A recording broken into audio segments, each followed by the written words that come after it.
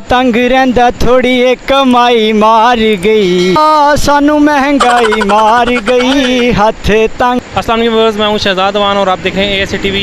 जैसा कि आपको पता है जितनी महंगाई होगी आवाम तंग है, तो इन्होंने एक गाना तैयार किया है, तो इनसे सुनते हैं आज।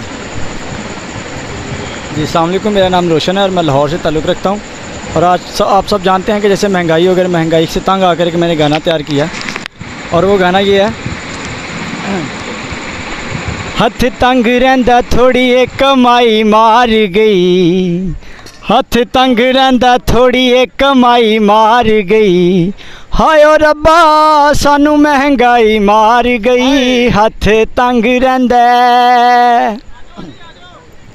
ओ पहलों ही सा तंग उत्तों करा लिया मैं विआह जी, विआह नालों चंगा सी मैं लै लैंदा फाजी, पहलों ही सा तंग उत्तों करा लिया मैं विआह जी, विआह नालों चंगा सी मैं लै लैंदा फाजी, मैनू तां ए घोड़ी ते चढ़ाई मार गई, भाबियां दी सुरमा सलाई मार गई, हाय ओ रब्बा सानू महंगाई मार गई, हथ तंग रहिंदा।